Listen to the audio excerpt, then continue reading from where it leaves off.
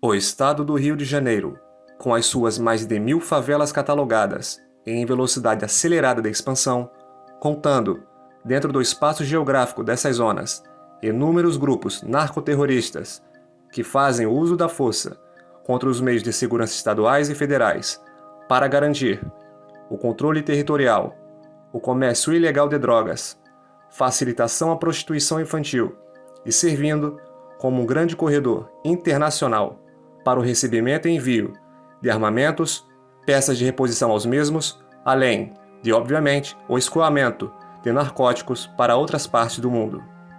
Com a inserção forçada, de maneira antinatural, ao longo de sucessivos anos, de uma cultura baseada em valores gramscistas no povo fluminense, por gestões passadas nas escalas estaduais e federais, com a colaboração direta de jornais, artistas, sociólogos, escritores, emissoras de televisão e políticos, de que o traficante é a verdadeira vítima do sistema perverso que criminaliza a pobreza.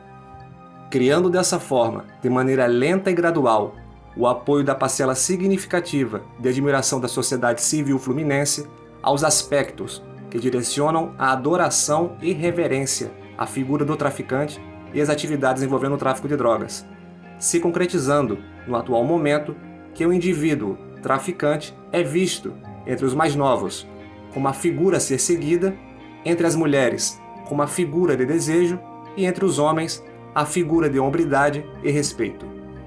Através dessa gourmetização e poder, aplicam de maneira irrestrita, diariamente, a aplicação escalonada de terrorismo indiscriminado, seletivo e comunal, incorporam valores de identidade coletiva, desenvolvem a ideia de soberania de territórios e evoluem do conceito de facção para a guerrilha. A situação chegou a uma dimensão tão grotesca que o conceito pátrio brasileiro ou gentílico fluminense tornaram-se secundários, com muitos moradores dessas zonas, mesmo nunca antes segurando um armamento, identificando-se como pertencentes ao narcogrupo X ou Y, inclusive adotando dialetos, tendências de moda, gestos e fidelização.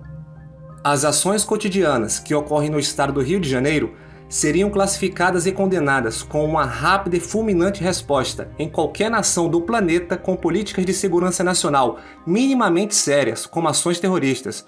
Ou os senhores e senhoras acreditam que derrubar helicópteros, invadir redes hoteleiras, alvejar aeronaves de transportes civis e controlar espaços territoriais da República são ações, digamos, normais?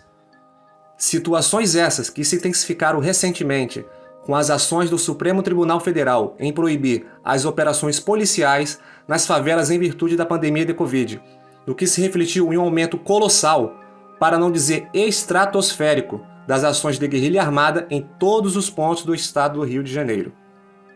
Com isso em mente, caso esse vídeo chegue a algum dos ministros do STF como brasileiro e possuir a liberdade de questionamento crítico e de expressão, gostaria de realizar apenas 3 perguntas aos ministros, apenas 3. Perguntas essas que também parte da população gostaria de saber as respostas. Primeira pergunta: com quais embasamentos de caráter técnico no âmbito da segurança, inteligência e defesa, especificamente no Teatro de Operações do Estado do Rio de Janeiro, foi tomada essa medida?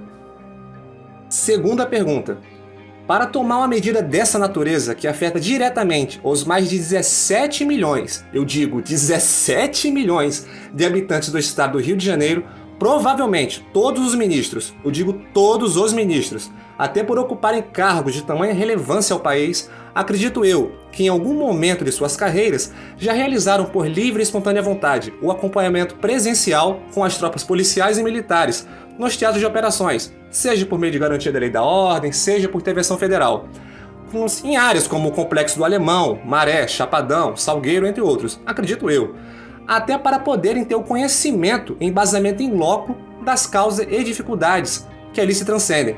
Se assim o fizeram, por que prosseguiram com tal medida? E caso nunca tenham feito, como possuem capacidade técnica mínima necessária para tomar uma ação do tipo? Terceira e última pergunta: para tomar essa medida, certamente, e por conta do tamanho do grau de estudo e profissionalismo dos senhores, acredito que certamente contactaram para orientações os militares Forças Especiais alocados no Centro de Instrução de Operações Especiais, os comandos anfíbios alocados no Batalhão Toneleiro e, obviamente, os policiais militares do BOPE. Afinal, toda essa triade está localizada no estado do Rio de Janeiro. Os senhores ministros contactaram, pediram orientações a essas unidades, afinal, elas respondem ao Estado do Rio e ao governo federal. Não me compreendam mal, senhores ministros, apenas gostaria de saber as razões técnicas envolvendo as esferas da segurança, inteligência e defesa. Além do mais, isso é um questionamento de homem para homens e não de homem para deuses, certo? Caros inscritos, guardem bem as minhas palavras. A situação real é, caso o Brasil não adote medidas sérias e severas no combate às narco-guerrilhas presentes no estado do Rio, em pouco menos de 4 anos, escutem bem, em pouco menos de 4 anos, iremos possuir algo em um nível equivalente ou superior às guerrilhas encontradas no México e na África Central. O Brasil necessitará fazer uso dos meios militares para prover a pacificação por meio da força, aos moldes como é realizado na Colômbia, no Peru e Equador. Não existe outra solução para o estado do Rio de Janeiro. Para levar o saneamento básico, realizar a desfavelização, realizar a apreensão de armas, drogas, pessoal, busca de foragidos e desaparecidos, além de recuperação dos finitos territórios, irá se fazer necessário o uso da força.